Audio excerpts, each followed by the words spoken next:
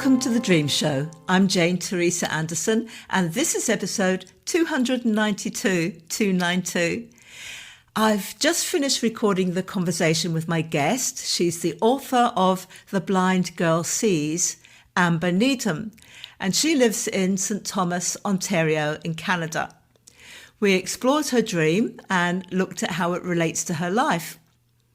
Amber Needham is an international best-selling author, content course creator, long-time entrepreneur, and the founder and co-creator of the Tandem Ride for Sight, a fundraising initiative to raise awareness of Limbal Stem-Cell Deficiency and the funds for the creation of a stem cell donor registry. She's known to many as the blind girl who sees. So first up, Amber shares her dream. Actually, it's 3 dreams that Amber felt were related, and they were indeed. As always, I ask our guests not to tell me anything about their dream until we start recording. In my work with clients, I ask people to send me their dreams the day before, so I have some time to consider them before we speak. But I know from feedback from you, from our audience, that you enjoy hearing how the process unfolds when I have no prior knowledge of the dream. So after we explore her dreams, Amber shares how her sudden loss of sight completely transformed her life in a positive way, so much so that she says her vision loss has never been a disability. It was her former sighted life that was the true disability. Now, before we go to my conversation with Amber, here's a reminder of my dream resources. My website is janeteresa.com. That's Teresa without an H, where you can listen to every episode of The Dream Show right back to episode 1. You can also access the most recent ones on all the usual podcast platforms, so that's Spotify, Apple, etc. Also on my website, you can read hundreds of blogs on dreams and dreaming that I've written over the years, find out about my books, my courses, and how to consult me about your dreams. And at the end of my chat with Amber, we share her contact details, and these are also in the show notes. So, on with the show. Welcome to The Dream Show, Amber. You're in Ontario, Canada? Yes, St. Thomas, Ontario. Is that a little place or a big place? It's a small city, yeah. And thank you very much, Jane, for having me on your show. It's an absolute pleasure. I have heard a little bit about you, and I heard you in another podcast, and I thought, I think my listeners would really love this. And so the listeners know, I contacted you, didn't I? And I said, well, this is our format, and you bring a dream. And I never know when I approach a guest whether they remember their dreams. And you said, what did you say? I said, oh my goodness, I can't believe how the universe works so spectacularly, because I'd had a series of 3 dreams and I was really perplexed about them. And so there you were in an email. So I said, we better record you quickly while the memory's fresh. Exactly. So over to you, Amber. Tell me about the dreams. All right. Well, like I said, there were 3. They were close together. And what made them odd to me was, I do believe to some degree they were lucid dreams. And oddly enough, they were a little dark in theme, however, not threatening. So the first dream was, I was in a big farmhouse and I was in a room and I happened to notice this amazing painting on the wall. And I, before sight loss, used to paint. I used to be an artist and I taught. So I was intrigued and I walked over to this painting and I was in awe of it. And it was very, very soft colors, very pastel, but it had texture. And while observing this painting, I went, oh my gosh, I can see this. In my dream, I was in this shock. Oh my goodness, I can actually see this. Being a visually impaired individual, this, is a little difficult. So that was, and then I just stared at it even more because, I could. Then the dream jumped into being in the backyard, a very big backyard of this farmhouse.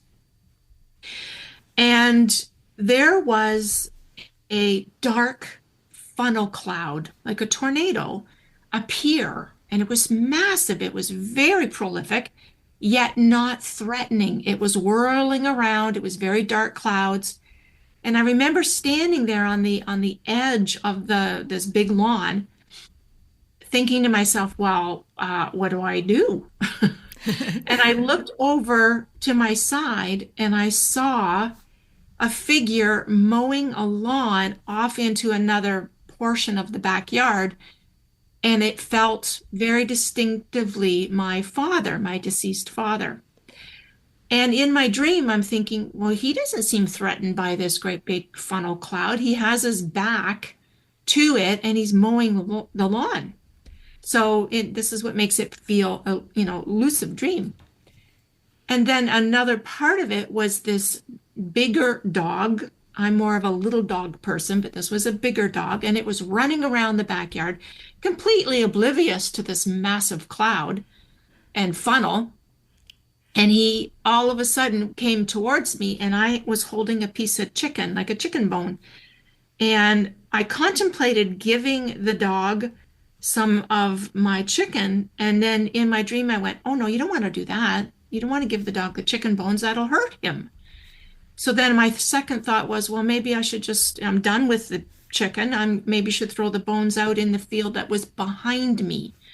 And again, my thought was, no, you don't want to do that either, because the dog will run after it and also create the potential of rodents and that coming. So I turned back around, focused on this funnel cloud. I'm holding these bared chicken bones now that had no meat on it. And I'm looking at the cloud and I'm thinking, boy, that's dark. And then boom, gone. It just like zip. It went back up into the sky. But what was really strange about it was there was a slit in, almost like if it was a canvas, and the funnel cloud got sucked through the slit. And what I'm now staring at is this black line. And I'm looking at it thinking, wonder why that's there. That seems odd. And that bothered me more than the funnel cloud. So that's dream one.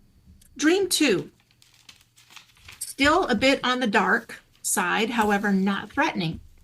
Kind of a sci-fi feel, where I'm in a basement, and it's my basement, it felt like my basement.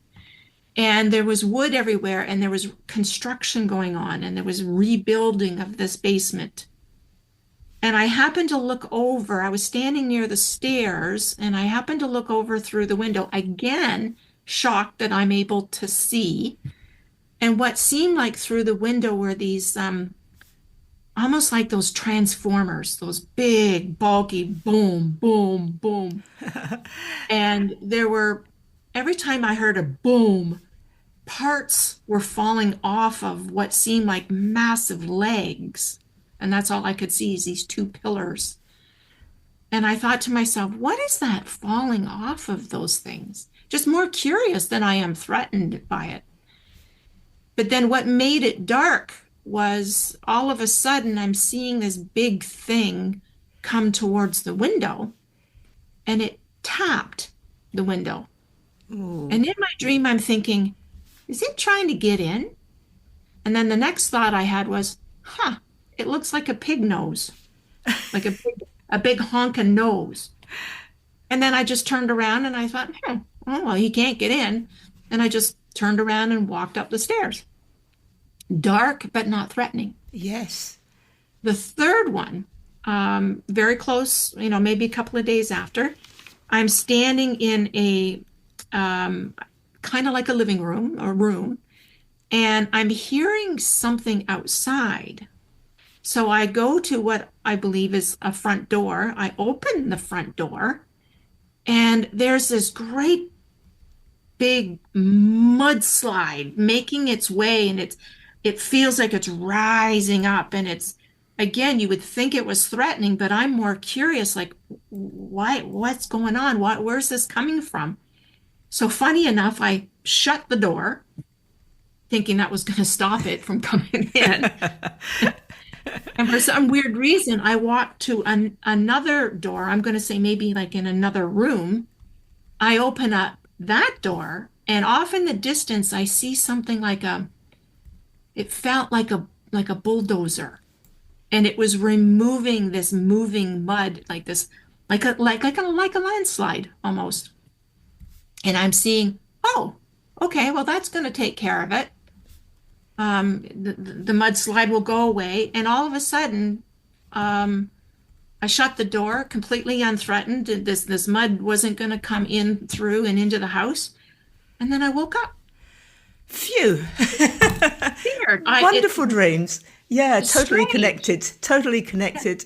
Are your dreams usually as vivid as this? I'm yes and no. I don't remember a lot of my dreams.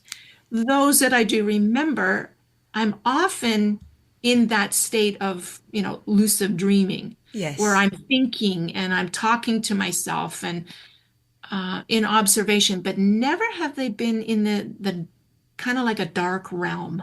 Yes. Never like that. Yeah, that's really Yeah, and interesting. And as you say, it was a dark realm, and yet, even though you were questioning the darkness and questioning, you actually felt relatively calm. yeah, So, totally unthreatened. Yeah. yeah. So our dreams do reflect what's going on for us consciously and unconsciously for the day or two before. And then anything that's been coming up for us that also resonates with the past, we might have elements of the past in it as well, just setting that as a scenario. So these dreams were quite recent, so they will be reflecting whatever's been going on for you recently. And, reading across them before we go in a little bit deeper, it's obvious that you are well equipped to deal with dark stuff in your life and to deal with things that feel threatening. You've obviously learned resilience and how to turn things around, because that's clear in the dream. Like, I stop, I ask myself questions. I'm curious rather than I'm frightened, rather than saying, oh, this is fearful, what do I do? Rather than going to a fear or panic response, I ask a question. I'm curious. And that is kind of like the doorway to clearing up the mudslide, whatever. But we're going to go into them individually, and then put them all together. So the first one, you're at a farmhouse. I love that, seeing the painting, because obviously, because you were, for our listeners, because you were previously sighted, you are capable of bringing up vision in your dreams or in your imagination. But Yes. the theme here was, oh my goodness, I realize I'm actually seeing this painting, which was wonderful. Any idea what it was a painting of? Was it abstract, or was it a picture, or? It was very soft colors. Now, this is really strange. It was very soft colors, pastel, and it had texture to it. Now, the weird thing, just the other night, I'm drinking my nighttime tea, and I can see my mug, and I'm going, that's it. That was the painting. It was my mug. It was exactly like the white piping and the soft pastels. And it was odd to me, because I'm thinking I didn't figure this one out earlier. Like, just now putting the two together. The painting on the wall was the same design that was on my mug. That's the mug. That's amazing. So you've had that mug for a long time, but this was the first time it appeared in some form in the dream, in a painting. That's right. So it's what you have before you go to bed. What else do you associate with that mug? It's creative, again, painting, art. I bought it at a craft show. The mug is a bit, I will say, a little bit disappointing, because I probably shouldn't have put it into the dishwasher, because of the shellac, or the coating on it has worn off. Like, Okay. the handle is just the rough ceramic. So Right. for some reason, this mug didn't hold up. More designer, kind of stylish, but it was supposed to be functional. So I was really like, I really love this mug, but it's just I've damaged it by putting it in the dishwasher. Okay, well, that's already a good start because further on in the dream, there's some boundary things, opening doors, closing doors, tapping on windows. There's a feeling of what's coming too close into my life. Where can I have boundaries?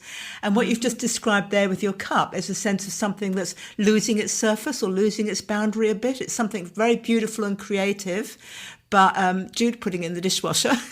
So there's been a trauma or something which has peeled away the surface a bit. So right up front there, we've got some sense of something in your life that perhaps where you had a good barrier before or an overly good barrier, too big, too small, we don't know. But the sense to you in the dream is I'm processing this feeling that the barrier has, or the boundary has softened a bit or tarnished a bit. It's not quite it's not quite as practical as I had hoped. And looking into this, is this a threatening thing? Is this going to threaten me in my life or not? So the cup is also creative. And there was a sense of absolute amazement in the dream at the painting. It was so lovely to hear you describe that. So it's almost like, whoa, I am in total awe of something in my life, of my own creative abilities, because you were a painter, of what I can really see, whether it's with my eyes or whatever. I'm totally in awe of this magnificent part of myself, because everything in the dream is an aspect of the dreamer. This is absolutely wonderful, but this is something that I kind of associate with something that may be losing its edge a bit. And there's a reason why I say edge, we'll come to that later, losing its edge a bit, and I'm going to explore this in the dream. And so I would like to ask you why it's at a farmhouse. What's your feeling about farmhouses? I really don't know. I never grew up in one. I never lived in one. I do find them quite fascinating because of the architecture and the structure of them. I really don't know That's much. great. You've said already, fascinated with the architecture and the structure of them. So I'm in a place within myself where I'm fascinated with my own structure and architecture, the way that I am in my life. And I'm in an absolute sense of awe with my creativity. I'm just a bit worried at the moment about maybe losing my edge or some boundaries, slight boundary issues. And that's where the tornado funnel cloud appears. So it's like that tornado funnel cloud is an emotion. It's in your dream. It's like, well, that could be fear. That's something that I can see is coming towards me. And I wrote down, because you said that when you were describing the tornado funnel cloud, you said it was very prolific. And I wanted to ask you, do you feel you're very prolific? Is prolific a word that you use much? Talk to me about prolific and your life at the moment. Prolific. I see life as fascinating, prolific, amazing. Yeah. Yeah. I do things big. Okay. I do. When I get into a project, I jump in with both feet, head, hands, everything. That's great. That is, I would say it has a lot to do maybe with my personality. I don't do anything, half-heartedly, so yeah, prolific. We've got that later in the dream with a bigger dog, because you said it's a bigger dog. I actually like little dogs, but this is a bigger dog, so which correlates with exactly with what you're saying there. Okay. So at the time of this dream, I'm stepping out maybe to do something else even bigger than I've done, or thinking about even bigger. And this also brings up, I'm curious, it also brings up potentially dark feelings. A tornado, something that's going to whip through my life and change it completely, or shatter stuff, or move stuff around. And am I ready for this big change or not? Is it going to destroy everything I've built so far or not? And because you're curious in the dream, you come to the conclusion that it's not, it's going to be okay, but you observe this energy or this feeling. And the very next thing you said was, I'm standing on the edge of the lawn. And I thought, oh, that's interesting. It's almost like I'm on the edge of something. Is this on the edge of starting something new, as you've just said? Is it on the edge of stepping out of comfort zone into something else? Is it I'm feeling on edge about something? Or is this on edge the same feeling as your cup losing its kind of outside shellac or varnish? And I'm kind of like the edges of me may be showing. It's a kind of feeling of I'm on the edge of something here. I think it's all that you just said. I mean, I can relate to everything you just said. That's fantastic. Yeah, yeah. What was so significant that guided me into it not being like almost like a message was my father turning his back, completely oblivious to this big thing and cutting the grass. And the message to me was, never mind. Yeah, that He, was really clear. Is that what yeah, is that what he would have said to you in life, or is that uncharacteristic of him? good question. Probably at times he he often would say to me as a child, the only way you're going to solve a problem is to go straight through it. Okay, so That was just as a child when I would come up against a challenge like school or something like that. You yeah, can't avoid it, you got to go through it. that's great. So in a sense, he was turning his back because this is just something that you'll go through. It's really, who knows what will happen. It may change everything, it may not, but it's good that you're curious about this and go through it, which is lovely. There's also, he turned his back on something. There can also be a turnaround there. Is there a turnaround that you're contemplating? Then the bigger dog comes in. So that correlates with what you said about, I only do things big. Like I bound in and I do things big. So we've got a big dog. It's oblivious to the cloud. When I go out and do something big, I don't think about the dark funnels that may happen. I don't think about how prolific that might be. I just go in and I just do it. And, but, you've got something in the dream. You're holding chicken bones, and you're wondering whether to give them the dog. But give them to the dog. Any feeling in the dream whether you wanted to give them to play with, to chew on for his teeth, because he was hungry? That's it. He in the dream, it appeared that he was coming towards me. He was very playful, very happy dog running around. And then all of a sudden it was like, oh, you got food.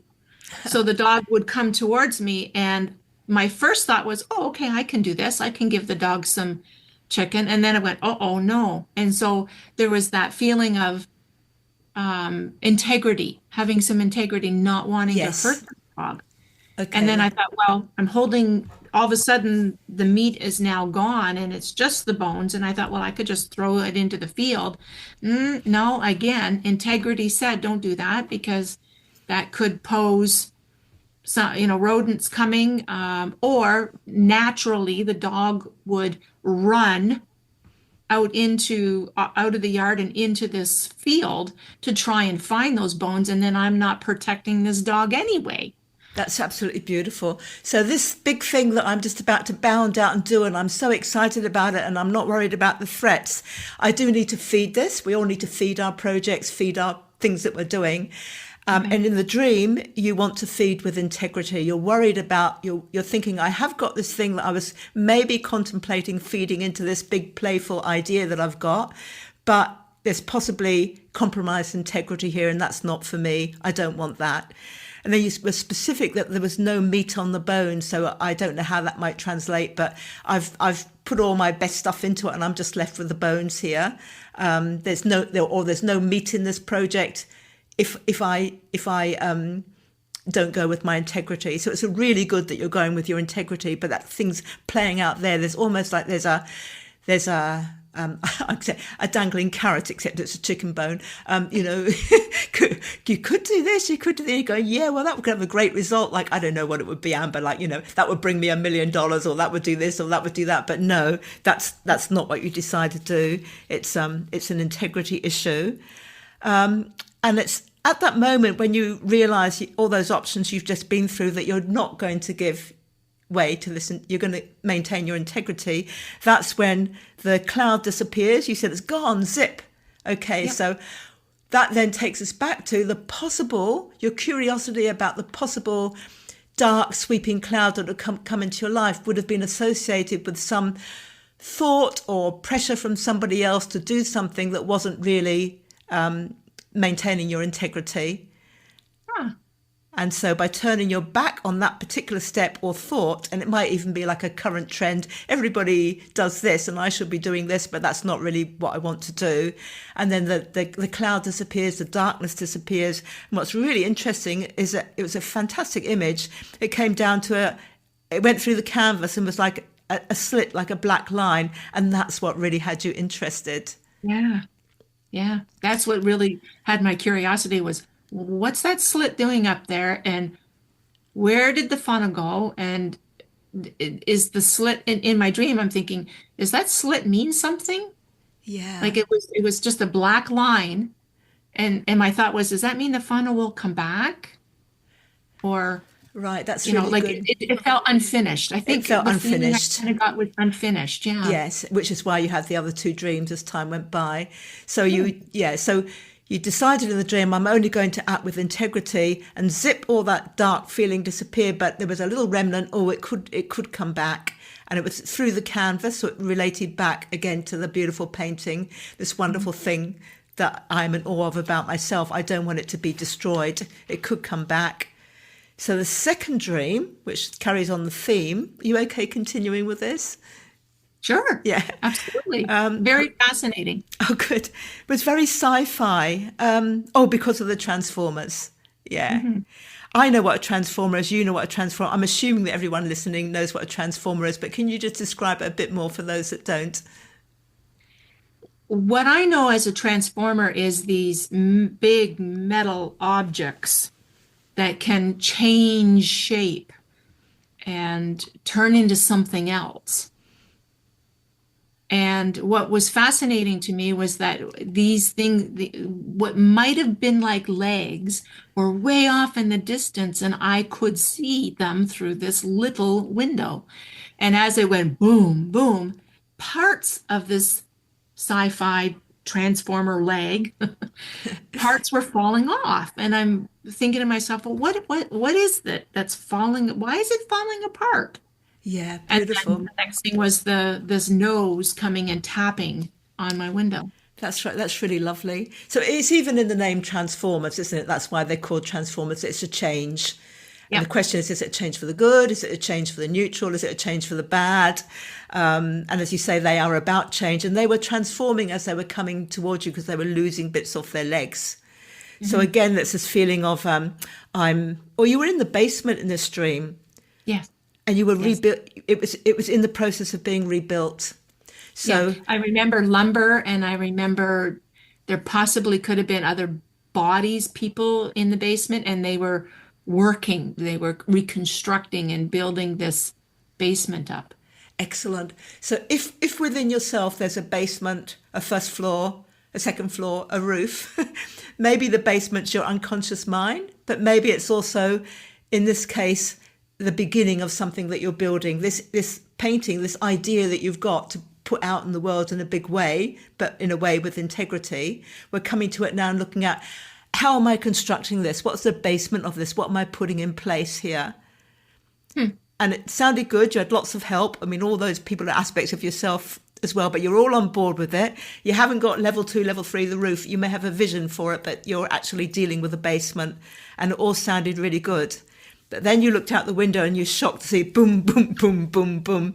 So it's like, I have this wonderful idea. I'm rebuilding it. I'm constructing it. I feel really good about it. But what if it's going to bring huge change that I can't deal with, or maybe I can deal with? So it's back to the thunder clouds, funnel clouds have changed into transformers, different symbols, same kind of feeling.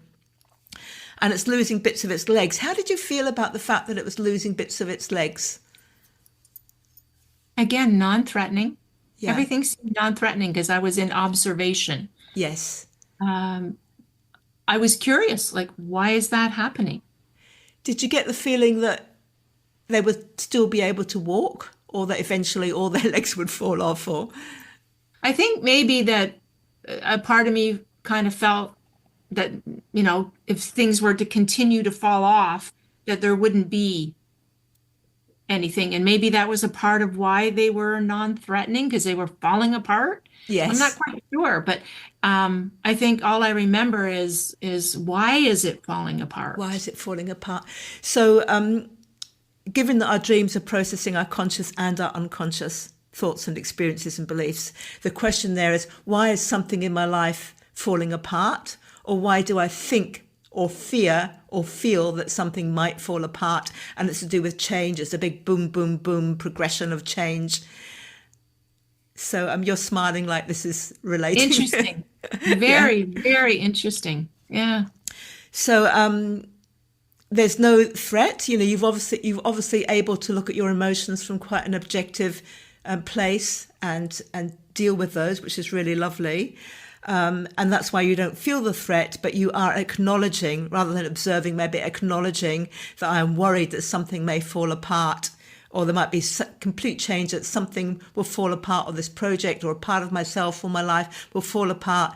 What will come in its place? But deep down inside, you have a sense that it's okay. I don't feel threatened. Whatever comes in its place, I'm going to be okay. It got closer and closer. It tapped on the window. And that's where I thought, as I said earlier, it's almost like a boundary issue. This thing is like the cup like the painting in the first part of the dream too. This change that I'm anticipating may or may not threaten my sense of personal boundary or my sense of professional boundary or something, and I just need to be aware of that. And I had a pig nose. So what feeling did that give you, the pig nose? I think at the time in the dream, I'm going, that's strange, like a pig nose. Like it was just. It could have been a big dog nose or something, but it had the two black holes. And I think in my dream, I'm laughing, going, a pig nose? Seriously? Almost like I'm teasing myself in the dream, going, you couldn't have come up with something better than a pig nose? Okay, that's really lovely. Okay. So as you say, the bottom line of this dream was, could I come up with something better? I'm maybe in the project, maybe in whatever you're doing, or maybe just having a laugh, but essentially that feeling of dissipating the fear, that's really funny. You turned it into a joke. I often see in people's dreams, when they laugh about something or something really funny comes up, it's often at the moment where they are letting go of an old belief or an old way of doing things, that could often be very serious. And it's almost like the laugh is the laughing with yourself about how serious you were with that previous belief, and the kind of relief of letting it go. That's really funny. I have great compassion and empathy for myself, but I took that so seriously. That's really funny, that kind of feeling. And it could be something along those lines. Absolutely. Yep. Oh, that's great. So are you okay to progress to the third one? Absolutely. I'm finding this most fascinating. Oh, good. That's lovely. So am I. So you're then in a living room, and you said it's not actually, you said it felt like my living room. So we know it's not your actual house living room, but it felt, right. Yeah. So which is, so we know we're sort of getting close to home in some sense, because it felt like your living room.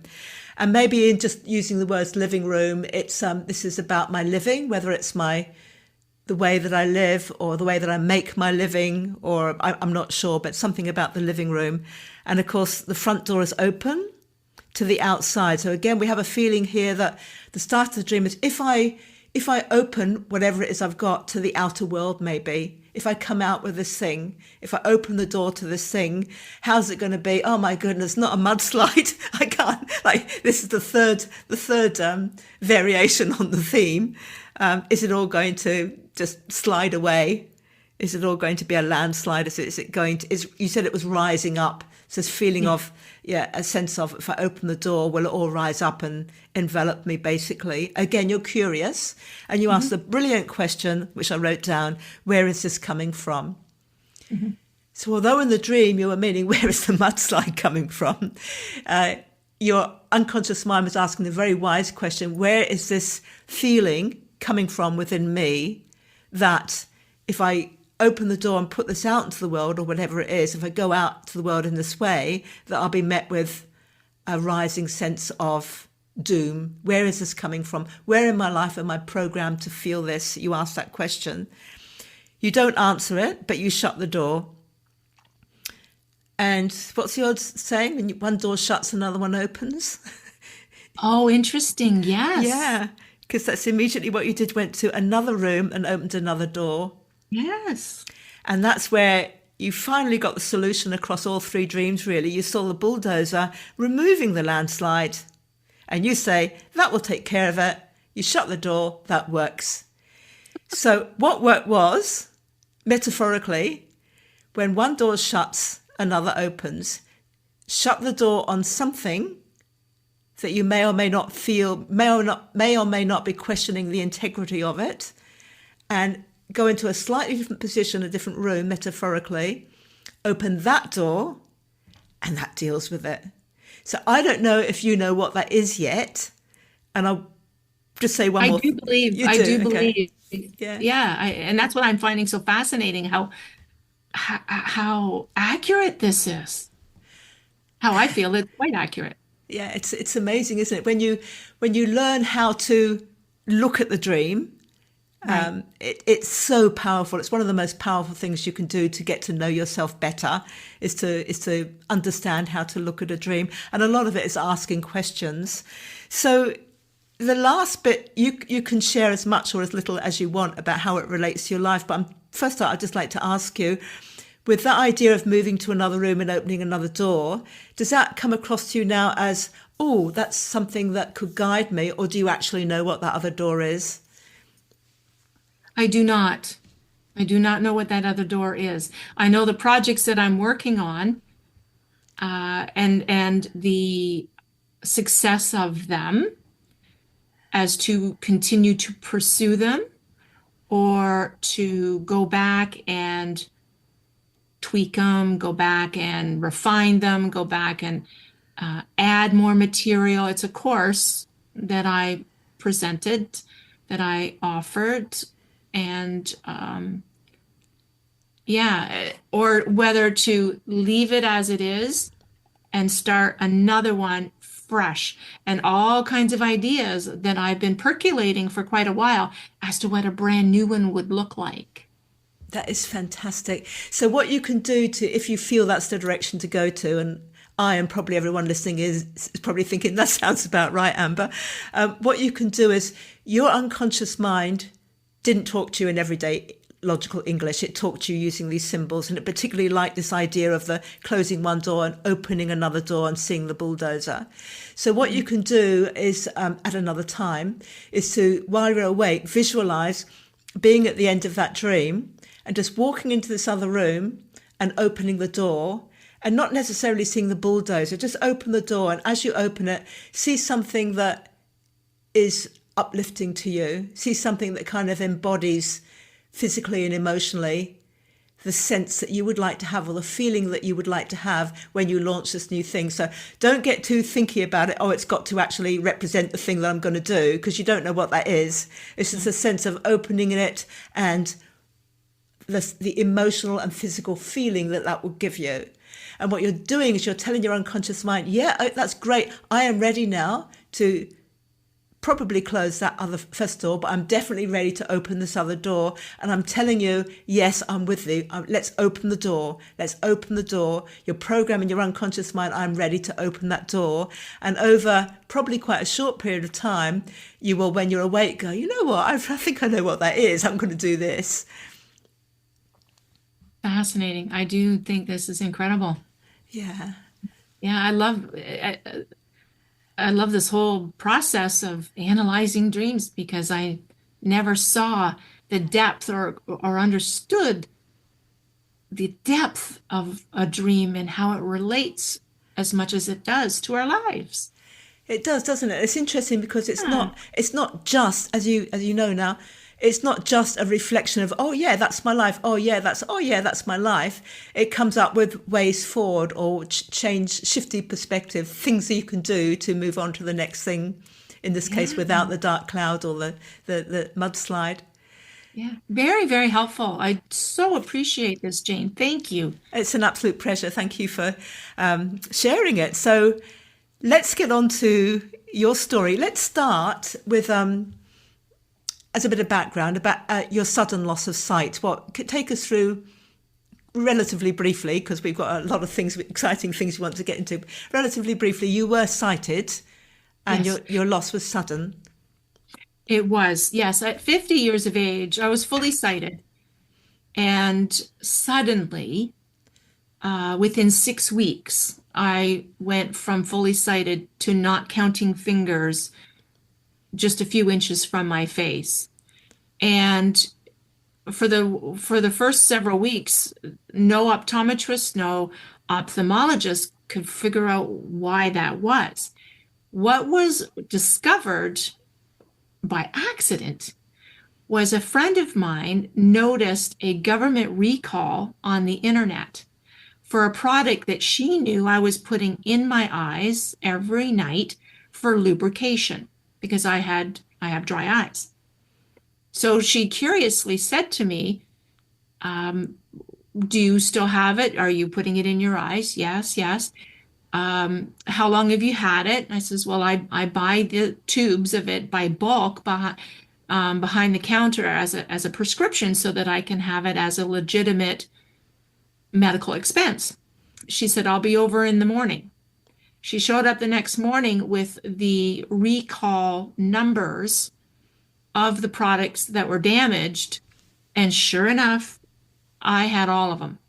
So out of 10 tubes, I had gone through two or three of this damaged product and was putting it in my eyes, and it was scratching my cornea.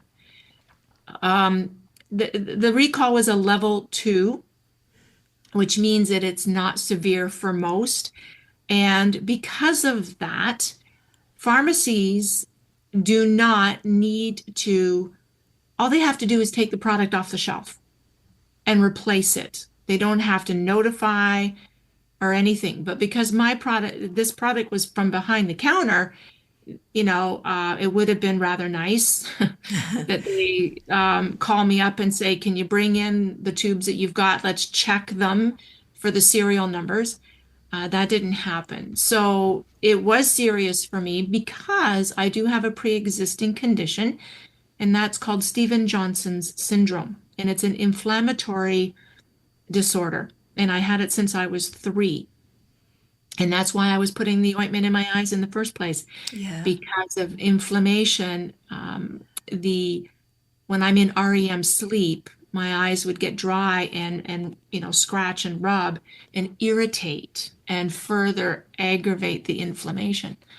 So yeah, so anyway, once we found, okay, this is the problem, then we went into correction mode and damage control.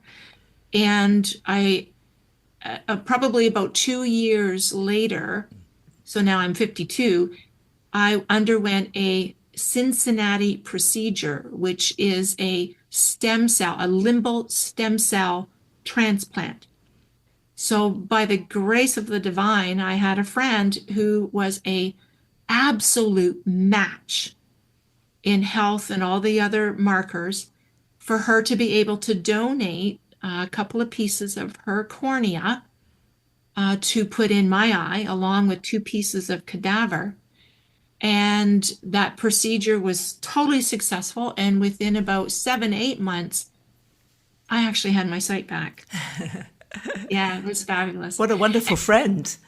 Oh my gosh. I mean, there's no words.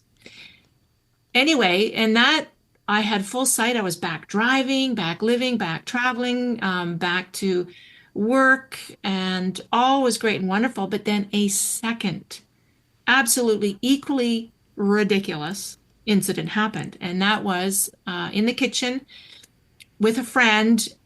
We were cleaning up after dinner, and I had my kitchen compost bucket close by, and we were taking the bag out from the container, and there was an elastic band holding the bag in place so that it didn't implode as it filled up with refuge. And the elastic band came off, and moisture condensation from the bucket flung under my glasses. Under your glasses. Yeah, like I was wearing glasses, and this moisture went right underneath and went straight in my eyes. How So random is that? it was, like I said, it was bizarre. So I thought, okay, I'll flush my eyes. And I did. I did the drops that I had there to clean my eyes. And it wasn't until about 6 or 8 weeks later that my vision went right, like deteriorated terribly.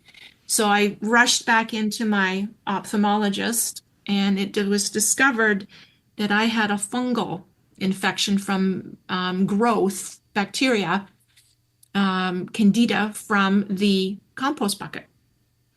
and it was very invasive, and it had time to root.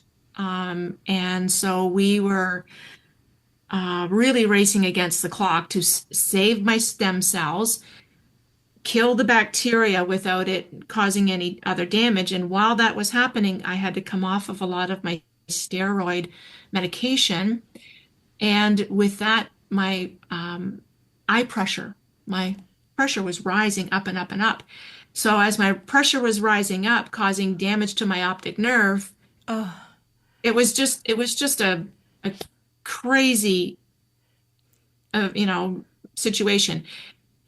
We were able to kill the fungus. We were able to save my stem cells, but unfortunately, the glaucoma damaged my optic nerve so badly that that is what has, really taken my sight the second time. I still have my stem cells. They're still alive. They are giving the sight that I do have, very low vision. And my cornea is still protected because of the stem cells, but the pressure is yes. bad. Yeah. What a complete storm of Oh yeah. different. And that's why I say to people, I when you have two absolutely off the charts ridiculous incidents like that, it says to me that I was meant to be blind for a specific reason and purpose, personally, for my own growth and evolution, as well as to use my story to help others in helping them with their storms. So that's my course, Navigating Life Storms, Which we, and my book, yeah, to help people navigate things in life and to look at setbacks as setups. And if we have a mindset to say, yeah, this wasn't a great thing that happened, it was rather not nice at all. However, I have my life today is far richer, far extraordinary than my life prior when I was sighted. I often say the disability was while I was sighted, not the disability I have in sight loss today. which is absolutely fantastic perspective and so much power in that. How long would you say it took you to get to that position? After the optic nerve damage, it Um, must have been pretty depressing and Turbulent. yeah, Oh, roller coaster like no other. One of the biggest challenges I've obviously ever been through, and especially when I lost my sight, gained it, lost it. yes, yes. That was an emotional roller coaster. I can't say it any other way. Yeah, it did take me a long time. Once I had the realization of some of my deepest limiting beliefs and how it correlated with my sight loss.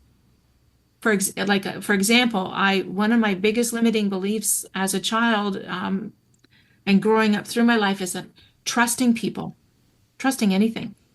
I always questioned. I always very independent because I didn't trust people. Those were two things, and most times that didn't go well. And so here I am with sight loss. And when I first lost my sight, it was instant trusting people. You have no Yes, choice. There's no yes, choice. If I'm being guided around, and I'm hanging on to somebody's arm, and they're saying 3 steps and then you're going to come down into, this, and they're describing what I need to do, you have to surrender. You have to trust. And then the other thing was I hated asking for help. I was fiercely independent and to a default.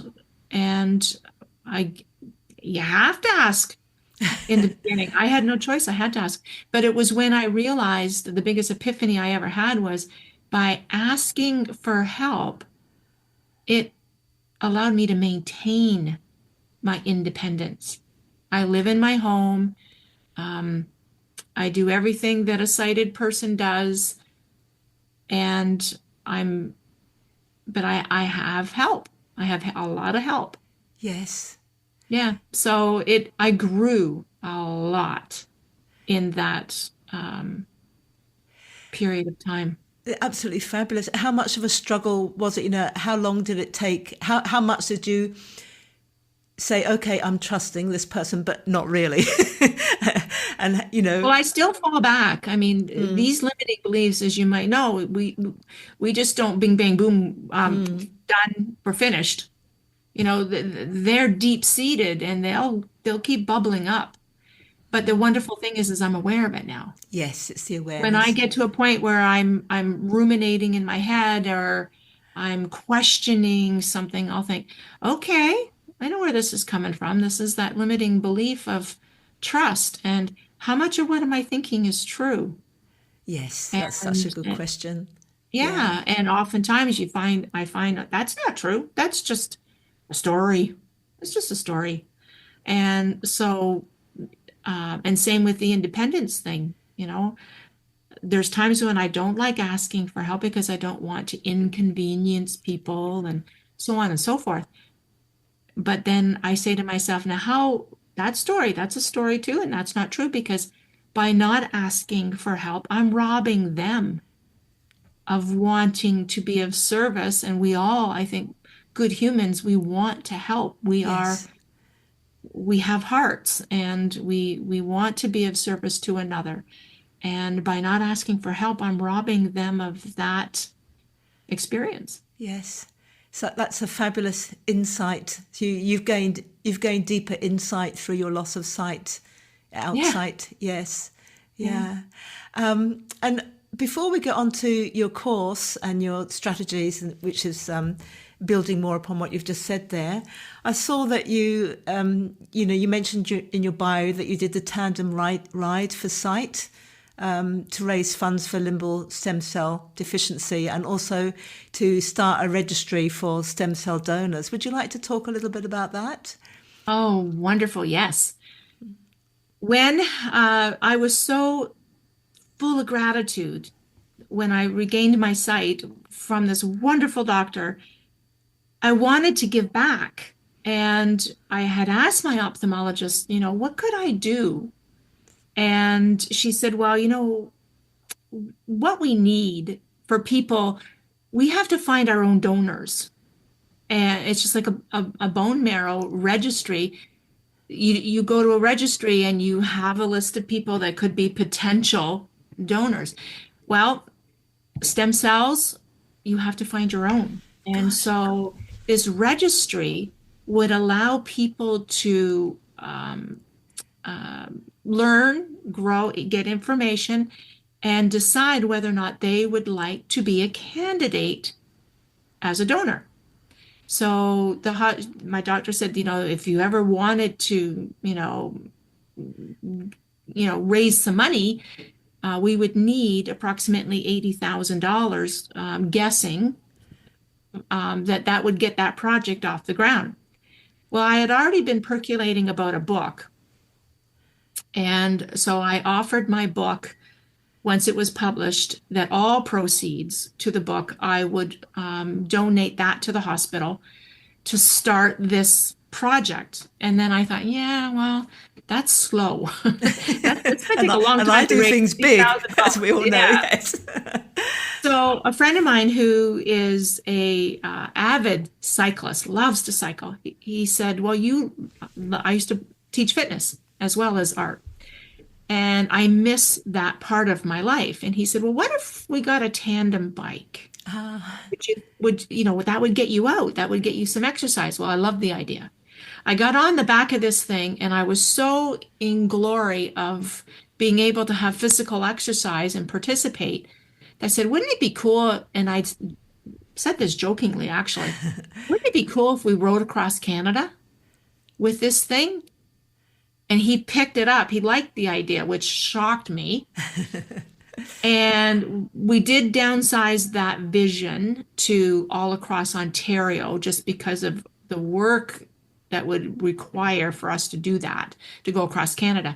We did do a 2,600 kilometer tandem bike ride all across Ontario, Wow. going into all the towns, and setting up appointments with all of the radio stations and that to talk about LSCD, which is the Limbal Stem-Cell Deficiency, and raise money. And we were able to do quite well. We raised approximately $20,000 over the 6.5 week period that we were peddling our tushes all over the place. Fantastic. And so that got things started. But of course, I'm not finished because I've committed to 80,000. Yes. So yeah, Oh, that's an absolutely fabulous story. Well done. And you know that even sitting on the back of a tandem bike with that very limited visibility required a yeah. lot of trust, didn't A it? lot of trust, especially you're right on Highway 1 in Ontario, very narrow. And if you saw I have a documentary that was made for us called the Blind Girl Rides. And the road is very narrow, and you've got humongous transport trucks whizzing past us to the point that we could feel the bike being sucked in every time Oh from the goodness. from the wind. Um, Can people see that documentary it is on YouTube. Yes, on it's called The YouTube? Blind Girl Rides. The Yeah. Blind Girl Rides. That's lovely. Wow, you know, there's so much that we could say, but I do want to get onto your online course because I know that our listeners would probably love to go over there, and it's called Navigate Life Storms, is it? Navigate Navigating Life Storms. It's Storms. an empowering guide map to resiliency and true lasting happiness. And can you give us without giving away too much, obviously, because you've got a style and a way of teaching it when people go to the course, but can you give us a little bit about it? I know you said there's 4 key strategies that people learn when they get on the course. Yeah, it's a 6 module. First of all, it's an online course that you do at your own pace. And you go through each of the modules, 6 in total, with 10 lessons within these 6 modules. And I really guide people who are struggling with life and coming up against whether it be a disability or a setback of, financial setback, just whatever happens in a person's life that really knocks them backwards. And I guide them through the steps that helped me get me to where I am today in my level of mindset. And there's 4, as you said, key strategies. The first one is accept. You can't change things. Life gives us things to deal with, and this is my belief and how I look at life. And so the faster we can get to a point of acceptance opens up possibilities for something better that Yes. you've got to accept. So over a couple of lessons, I talk about the ways in which to do that. And again, obviously it starts with a healthy mindset and setting healthy, happy habits.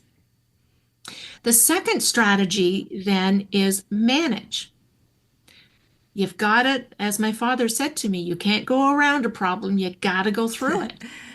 So managing, learning how to navigate your situation. And again, that deepens your mindset. Going through into the 4 ways of being, life is happening to me as a victim. Now you're not going to get very far that way. Life happens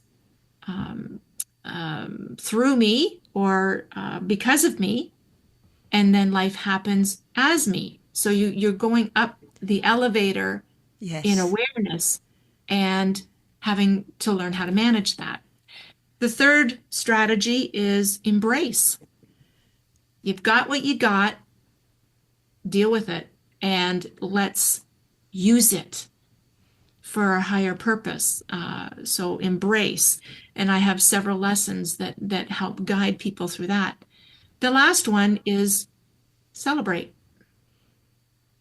It is taking our adversities, turning them into triumphs, and finding a way to have it serve others in a powerful, positive way. And so I teach people the difference between passion and purpose in life. What is your calling? What is your meaning? Does this have any, can you use this? And you find so many people who have got some tragic stories, how they have triumphed over them. Yes. And how powerful their messages are. And so that's the 4 key strategies. And once you get to celebrate, then, life just opens up in a Technicolor dreamscape. I love the Technicolor bit as well. Well, you have met these amazing challenges and become that wise person that can teach this course. And I think there's so much that people can get from that. So where do they go to access the course? The course you will find on my website, thiswaytohappiness.com. And I'll put that in the show notes as well. So if you're listening and you haven't got a bit of paper with you, wait till you access the show notes and they'll be there. The website will also have my book and yes. An ebook as well. Everything's kind of right there, easily accessible. That's absolutely fantastic. Thank you for being a wonderful guest, for bringing all those wise insights and gifts to our listeners, and also for bringing your fabulous dreams and entering into the deep exploration of them. It's been so lovely to meet you, Amber. Thank you. Oh, thank you. Thank you, Jane. It's been a wonderful experience.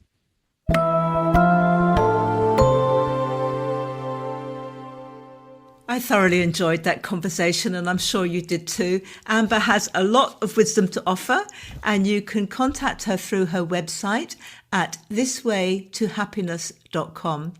thiswaytohappiness, or one word.com. And you'll find an email address so you can contact her personally if you wish, and also her online course, her ebooks, and her book, The Blind Girl Sees. And during our conversation, she also mentioned the documentary. It's called The Blind Girl Rides, and it's on YouTube. Thank you, as always, to Ewan Gray for sound editing and composing our theme music. And to make sure you don't miss any of our future episodes, please hit the follow button at Apple Podcasts, Spotify, or wherever you listen to your podcasts. Now, if you normally listen on my website, please pop over to Apple or Spotify, search for the show, The Dream Show with Jane Teresa Anderson, and hit follow there, because your follow helps more people discover the show in the first place. Thank you for listening to yet another episode of The Dream Show. You can find out more about my services, books and courses at janeteresa.com. That's Teresa without an H. Have a beautiful day. I'm Jane Teresa Anderson.